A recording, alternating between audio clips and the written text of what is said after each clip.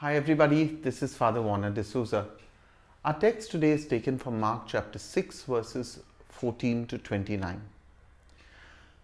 Today's Gospel finally answers a question that has been holding the reader in suspense since Mark chapter 1 verses 1 to 14.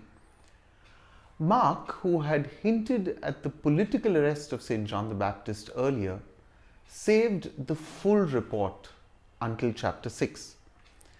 In Mark chapter 1, he had reported now after John was arrested. After that, we do not hear of John the Baptist till this moment. Now, having heard of him and his gruesome death, we are bound to ask the question, where is the good news in Mark chapter 6 verses 14 to 29? The passage is sickening even when told as a flashback. This was certainly a B-day, not birthday, but beheading day. The text of today is sandwiched between the mission of the 12, chapter 6 to 13, and its conclusion in chapter 6, verse 30. Mark sandwiches the martyrdom story within the mission story for a reason. The disciples' mission is quite successful. We read this in Mark chapter 6 verse 12 to 13. Mark wants to reassure us that God's work continues unabated even in the face of the martyrdom of a great servant like John the Baptist. More than anyone, Mark's church needed to hear this because they too were suffering through a great persecution. We need to hear it too because we, like God's people through the ages, are prone to interpret difficult times as a sign that God is either impotent or uncaring. The villain here is quite obvious. Herod Antipas is not really king but tetrarch. That term originally meant one of four rulers but came to mean a governor with limited authority.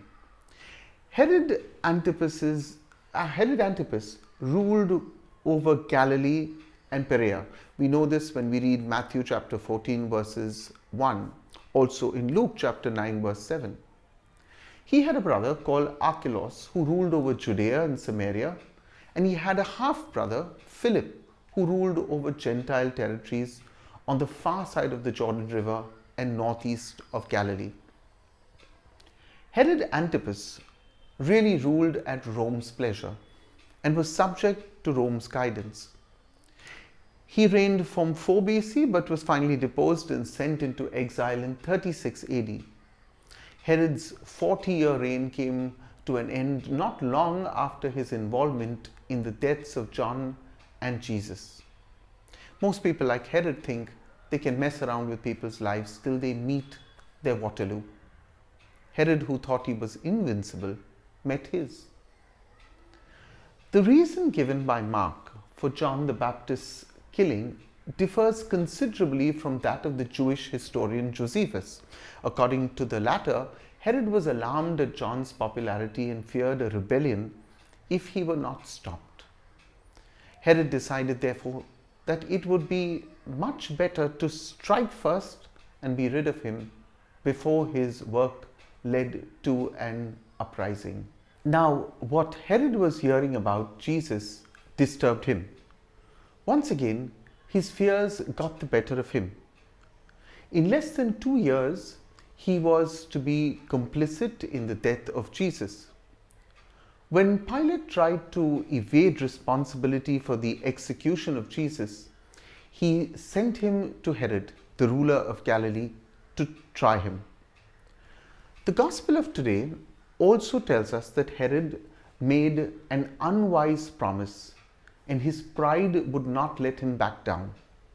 As a result, John's head is served up on a dish as if it were part of the menu. John the Baptist was a channel of grace for King Herod, and the king liked to listen to him.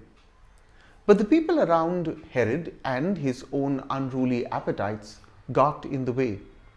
Doesn't that sound so familiar? Do I get trapped too and then act out of my own lack of freedom? So what can we learn from today's gospel? First, The Passion of John, the precursor, ends in death. The Passion of Jesus, the Messiah, ends in resurrection. The last word for a Christian is not Good Friday, but Easter Sunday. We are not called to stand around and sigh at the foot of the cross, but to walk in hope to the empty tomb. The second takeaway. The Gospel tells the sordid story of the final hours of John the Baptist, beheaded for a frivolous promise of Herod. St. Paul in his letter to the Hebrews reminds us to remember those who are in prison as though you were in prison with them. We remember today Father Stan Swami and the many political activists who stand for justice and truth and are languishing in jail. The third takeaway. All of life is a choice, and what we choose to focus can motivate us or demoralize us. Herod's banquet is only the first of the two in Mark chapter 6. Jesus hosts the second in the middle of nowhere for thousands of nobodies with nothing to offer save 5 loaves and 2 fish. At that feast, greed and fear have no place. There all are to be fed to the full with leftovers beyond comprehension. Finally, this story serves another purpose as well. John the Baptist speaks the truth, and this account tells us the consequences of pronouncing those truths. So even while we affirm with Jesus that the truth will make you free, as we hear in John chapter 8 verse 32, we also must recognize that it might get you arrested and even killed. The deaths of John and Jesus warn us that God does not always reward faithful discipleship with an easy life. The prophetic Christian might be beheaded, crucified, thrown to the lions, expelled from college, fired from a job, and may even be required to apologize for having only spoken the truth.